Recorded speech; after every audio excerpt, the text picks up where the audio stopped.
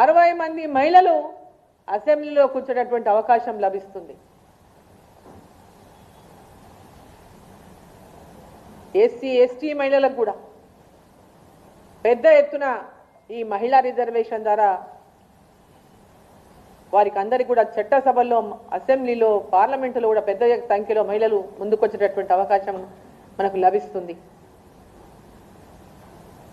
ఈ రిజర్వేషన్ దాదాపు 15 సంవత్సరాలు అమల్లో ఉండేటటువంటి అవకాశం ఉంది. ఇదేదో తాత్కాలికం, ఒక టర్మే, నెక్స్ట్ టర్మ్ మళ్ళీ మారుతుందేమో అనేటటువంటి భావన చాలా మందిలో ఉంది. ఇది వరుసగా 3 టర్ములు ఉండేటటువంటి అవకాశం ఉంది. ఇది ఒక దీర్ఘకాలికమైనటువంటి దిశను ఈ యొక్క రిజర్వేషన్స్ మన భారతదేశానికి అందిస్తాయి, మన రాష్ట్రాలకు అందిస్తాయి. 2029లో ఈ బిల్లుని ఇంప్లిమెంట్ చేసే దిశగా అందరూ సహకరించాలని ప్రధానమంత్రి గారు కూడా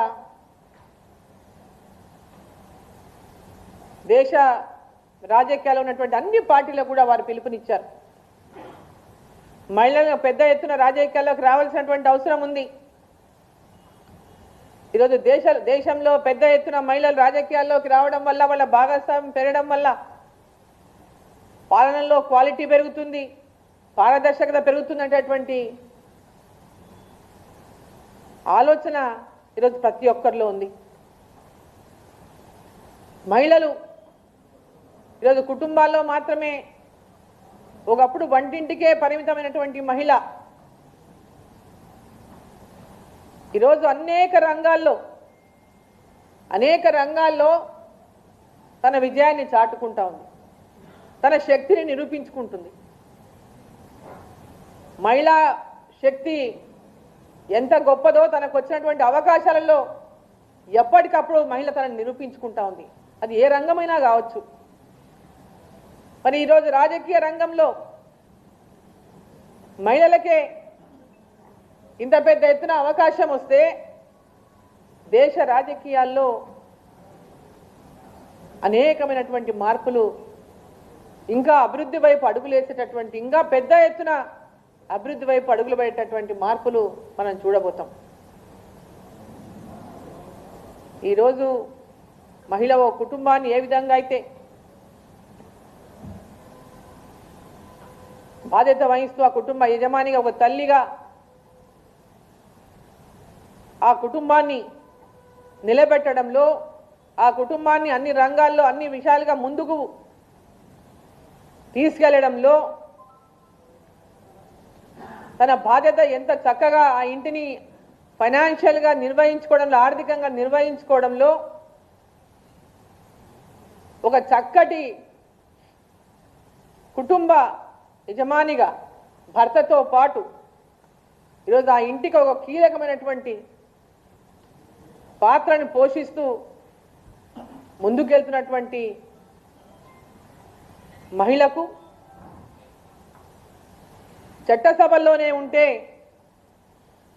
అనేక రకాలుగా మహిళ యొక్క ఆర్థికమైనటువంటి అభివృద్ధే కావచ్చు, విద్యాపరమైనటువంటి అభివృద్ధే కావచ్చు, ఉపాధిపరమైనటువంటి అభివృద్ధే కావచ్చు, అదేవిధంగా ఆ ప్రాంతంలో ఆ రాష్ట్రాలు కానీ మన దేశం కానీ తనకిచ్చిన బాధ్యత నిర్వర్తిస్తూ వాటిని ముందుకు తీసుకెళ్లడంలో, వాటిని అన్ని రంగాల్లో పైకి తీసుకెళ్లడం తన పాత్ర పోషించడంలో కానీ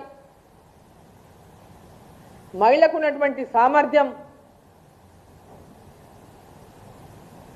ఏమాత్రం కూడా తక్కువ అంచనా వేయడానికి వీల్లేదని చెప్పి ఈ సందర్భంగా నేను తెలియజేస్తా ఉన్నా.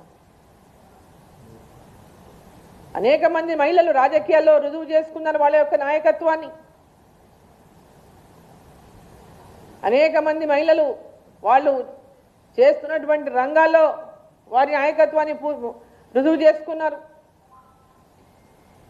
అది ఐటీ రంగమే కావచ్చు, ఇండస్ట్రియల్ లైనే కావచ్చు, అదేవిధంగా విద్యారంగమే కావచ్చు, వైద్య రంగమే కావచ్చు, ఏ రంగంలో ఎక్కడ ఎలాంటి పొజిషన్లో ఉన్నా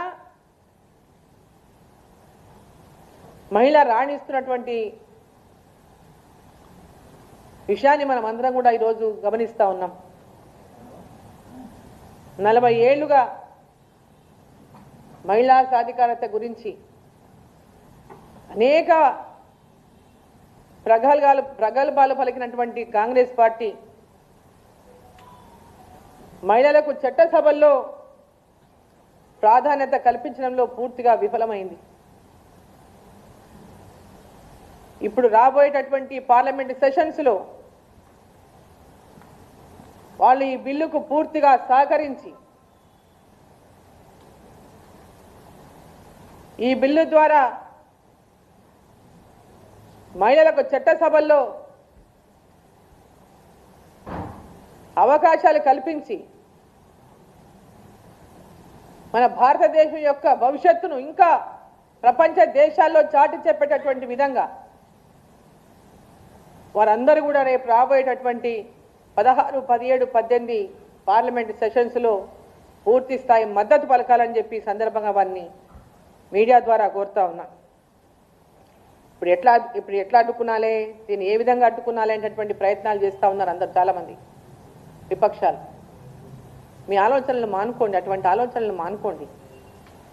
ప్రతి ఇంట్లో మహిళ తల్లి, కూతురు, భార్య, చెల్లి, ప్రతి ఒక్కరి కుటుంబాల్లో మహిళలు ఉన్నారు.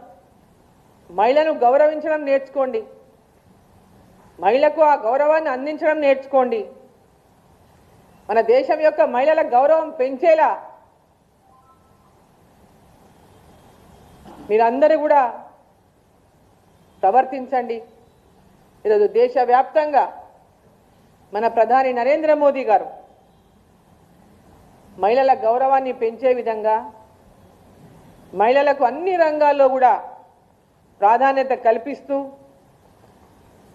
ఈరోజు పెద్ద ఎత్తున కార్యక్రమాలు తీసుకున్నారు. వారు ప్రధానమంత్రి అయిన నాటి నుంచి కూడా మహిళల గౌరవాన్ని పెంచేటటువంటి అనేక కార్యక్రమాలు చేసినారు. పెద్ద ఎత్తున ఫస్ట్ భారతదేశంలో గ్రామీణ ప్రాంతాల్లోకి వెళ్తే మహిళలు చెంబు పట్టుకొని పోయేటటువంటి పరిస్థితి ఉండేది. మహిళల ఆత్మగౌరవానికి భంగం కలుగుతున్నది. వాళ్ళ ఆత్మగౌరవాన్ని కాపాడాలి, వాళ్ళ గౌరవాన్ని పెంచాలని పెద్ద ఎత్తున మహిళలకు గ్రామీణ ప్రాంతాల్లో ఉన్నటువంటి ప్రతి మహిళ ఆత్మగౌరవంతో ఉండాలని ప్రతి గ్రామంలో కూడా వాళ్ళకి టాయిలెట్స్ నిర్మాణం చేసిన విషయాన్ని ఈ సందర్భం మనం గుర్తు చేసుకోవాలి. అదేవిధంగా దాదాపు 12 కోట్లకు పైగా మందికి, అంటే అన్ని కుటుంబాలకు, అన్ని గృహాలకు ఈరోజు టాయిలెట్స్ నిర్మాణం చేయించడం జరిగింది. ఇది మన యొక్క హెల్తే కాకుండా గ్రామ పరిశుభ్రం, స్వచ్ఛ భారత్ కింద పెద్ద ఎత్తున పెద్ద మార్పుని భారతదేశంలో మన ప్రధాని నరేంద్ర మోదీ గారు తీసుకొచ్చింది. మహిళల యొక్క ఆత్మగౌరవాన్ని ఒక పక్క కాపాడుతూ గ్రామీణ ప్రాంతాల్లో స్వచ్ఛ భారత్కి వారు పునాది వేసిండ్రు. అదేవిధంగా పేద మహిళలకు కట్టెల పొయ్యి మీద వండుకుంటున్నారు. వాళ్ళు కిరోసిన్ మీద వండుకొని పొగలకు వాటికి వాళ్ళ ఆరోగ్యం దెబ్బతింటుంది, కనుచూపు దెబ్బతింటుంది.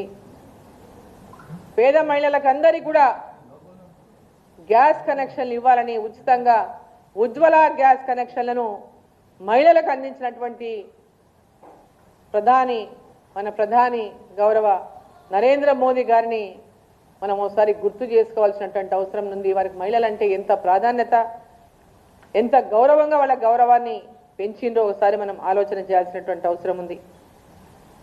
జన్ధన్ యోజన, ముద్రా లోన్లు, స్టార్టప్ల కింద పెద్ద ఎత్తున ప్రోత్సాహాలు అందించి మహిళలకి వాళ్ళ ఆర్థిక పరిస్థితిని ఒక పక్క మెరుగుపరుచుకునేటటువంటి అవకాశాలు పెద్ద ఎత్తున కల్పించి వాళ్ళ కుటుంబాల లోపల మహిళలు కీలక పాత్ర, ఆ కుటుంబంలో ఆర్థిక పరిస్థితి పెరగడానికి కీలక పాత్ర పోషిస్తున్నటువంటి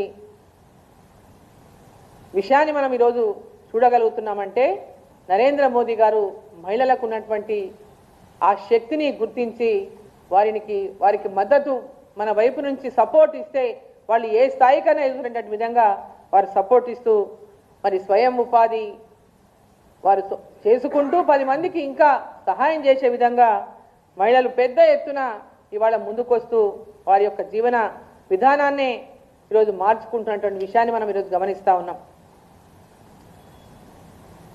అదేవిధంగా వికసిత్ భారత్ లక్ష్యం, ఈరోజు వికసిత్ భారత్ లక్ష్యంతో మనం ముందుకు పోతున్నాం. వికసిత్ భారత్ లక్ష్యం 2047 కల్లా భారతదేశం వికసిత్ భారత్ దిశగా ముందుకు నడవడానికి మహిళలది కూడా ఎంత పెద్ద పాత్ర అని చెప్పి ఈ సందర్భంగా నేను తెలియజేస్తా ఉన్నాను. ఈరోజు గ్రామీణ ప్రాంతాల్లో ఉన్నటువంటి మహిళలు, ప్రతి ఇంట్లో ఉన్నటువంటి మహిళ ఇవాళ వాళ్ళు పని చేస్తూ భర్తకు సమానంగా సపోర్ట్ చేస్తూ కుటుంబానికి సపోర్ట్ చేస్తూ మన ఆర్థిక పరిస్థితి కూడా పెద్ద ఎత్తున రాష్ట్ర ఆర్థిక పరిస్థితి కానీ దేశం యొక్క ఆర్థిక పరిస్థితి కానీ ఈరోజు జీడిపిని పెద్ద ఎత్తున పెరుగుతూ ముందుకు పోతుందంటే దానికి మహిళల యొక్క పాత్ర చాలా గొప్పదని చెప్పి ఈ సందర్భంగా నేను తెలియజేస్తా ఉన్నా. మహిళ ఈరోజు శక్తిని, మహిళలో ఉన్నటువంటి శక్తిని ఇంకా మనం ఆ శక్తి